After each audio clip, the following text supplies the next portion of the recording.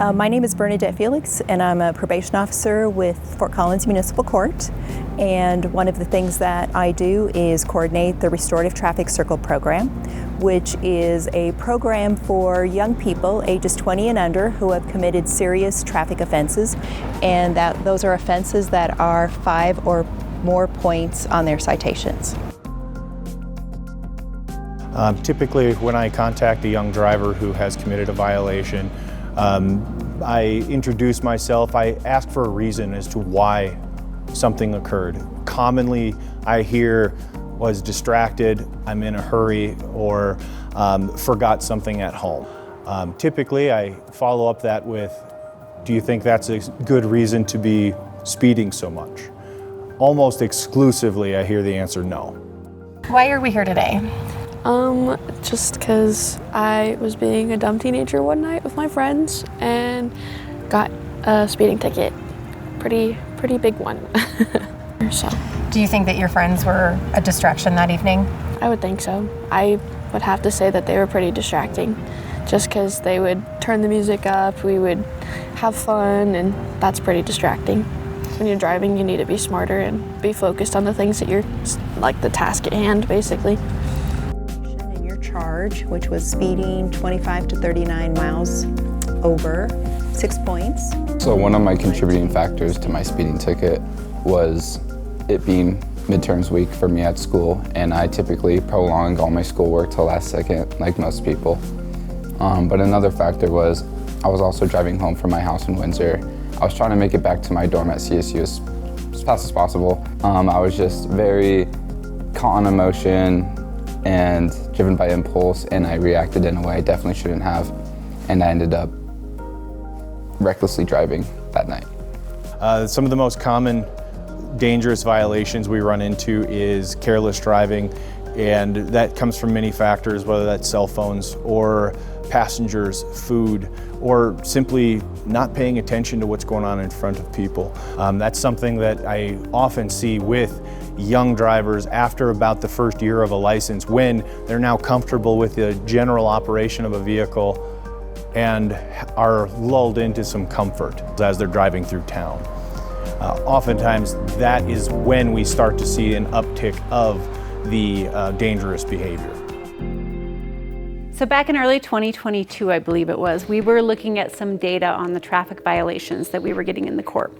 And we were also seeing on both a national, state, and local level that there was an increase in dangerous driving, there was an increase in deaths from accidents in vehicles, and we started to talk about these trends that we were seeing and what we could do to change that behavior and to address that behavior. And our probation department has a very strong restorative justice background, and they came to me and said, we have this idea to incorporate restorative justice practices into these major traffic tickets for our young drivers.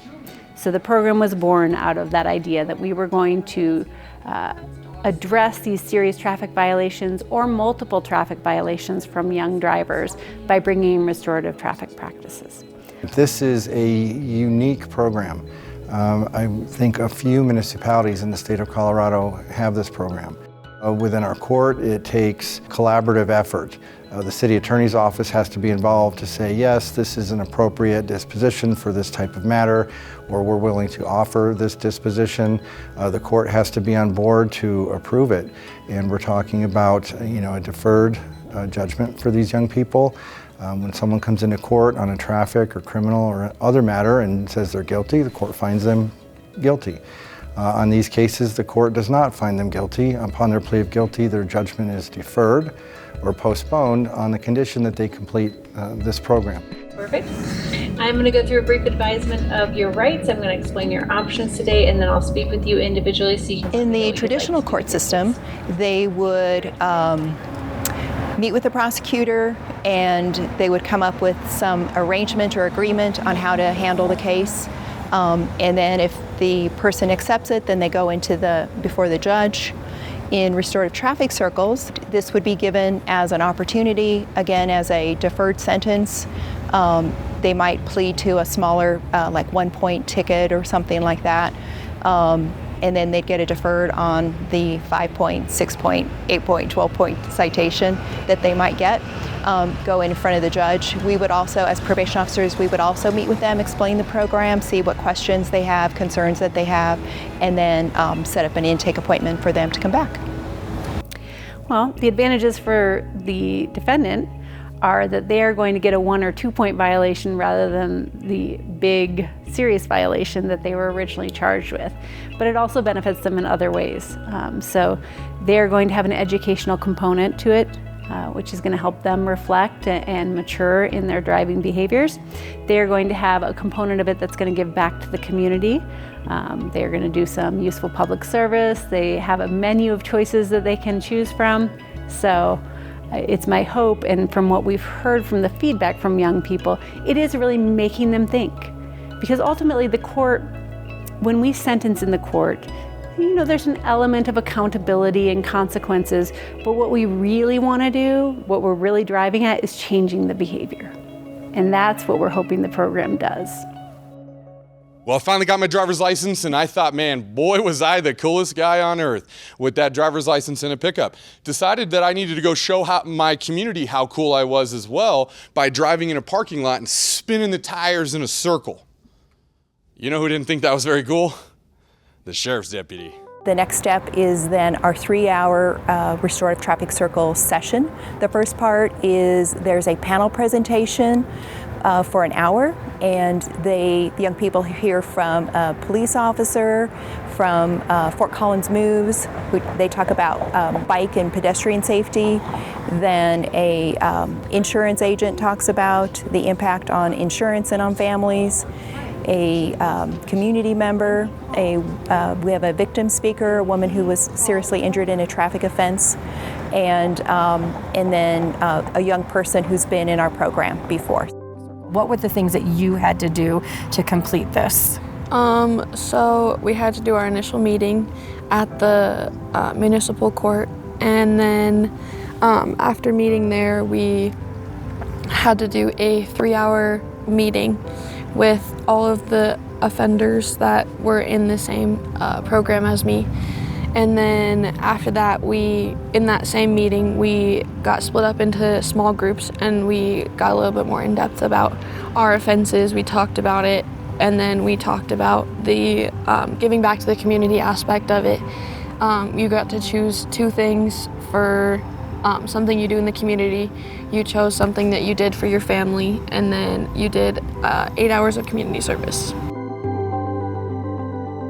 That is one of the things that is least on a young person's mind, is that, hey, this ticket, there might be a cost, there might be a fine attached to it, but you may be paying additional fines that you don't even realize for insurance, that your parents' insurance policy is going to go up and their insurance is going to go up. Luckily, some of these young people have committed traffic violations that did not result in an accident. But understanding that that behavior could and has, there's a fine line there. And so it's good for them to see the impact that it's had on people both that were behind the wheel and committing a traffic offense that were injured, and also victims that were doing nothing wrong and that were impacted lifelong permanently by inappropriate driving of others. And so I was very happy when Bernadette had asked me to be part of this program, because I've done restorative justice for many years, and I also was able to use restorative justice with the young man who was in the accident that created the accident. And so it's just a really positive, recognizing the ripple effects. And it's not just driving, it's the ramifications of who they can harm, and not having to be aware of what might be going on in another car, and recognizing that it's not just to be able to hurry up and not to be distracted, which is so easy because we can be so distracted, unfortunately, in our cars especially, and it's trying not to race on to I've got a next appointment. It's just being able to kind of settle down and really be mindful of what the rules are in driving. So the restorative justice process allows us on the violator's backside of the violation to do education, to allow a driver to reflect on what actually occurred. It's more buy-in for a change of behavior versus paying a fine and being done with it and moving on. You know, a driving record is going to be wiped clean eventually. The impact that a program such as Restorative Traffic Circles has on a young driver will lead into positive driving behavior in their future. So when I first went to the traffic circle session with all the other people who had similar incidents as I,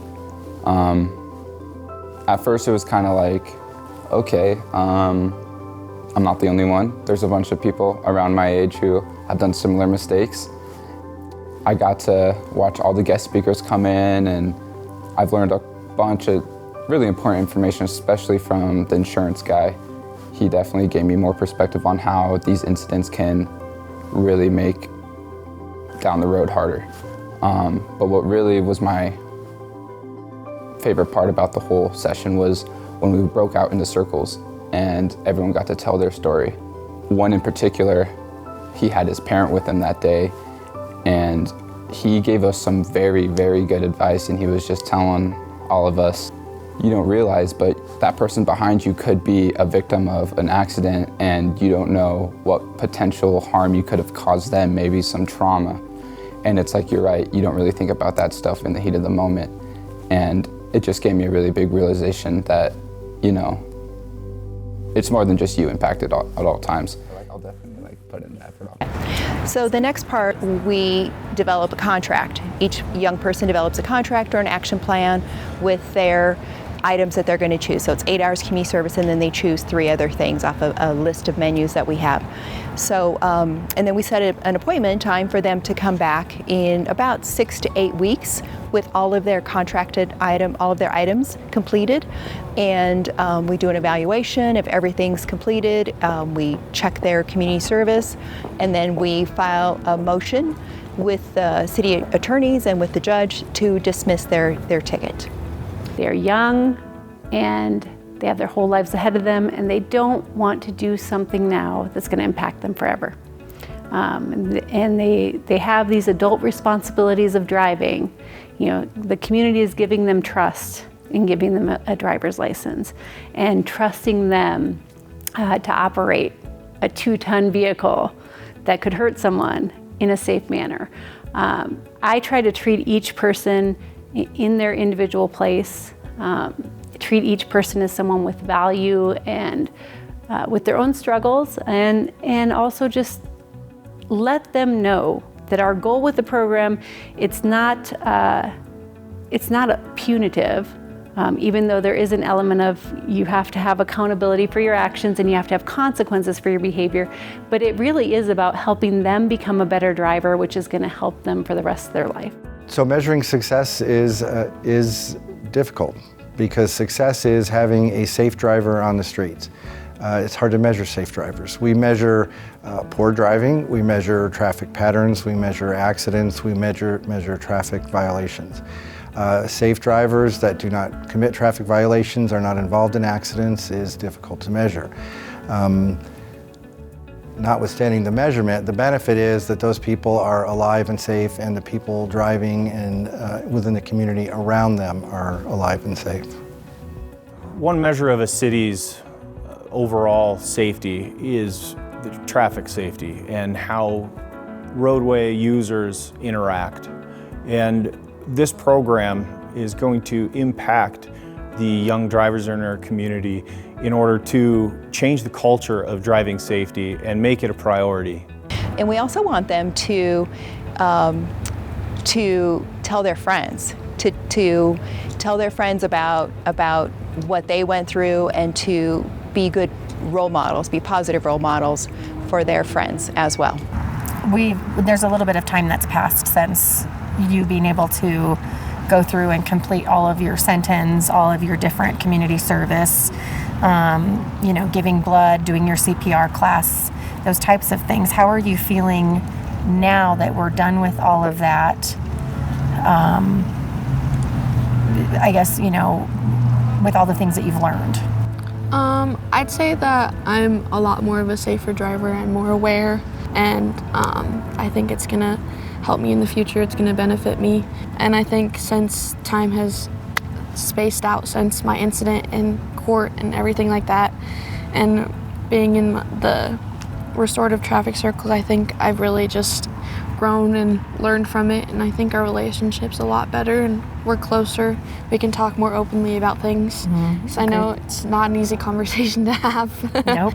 I love you, Mama. I love you, baby girl.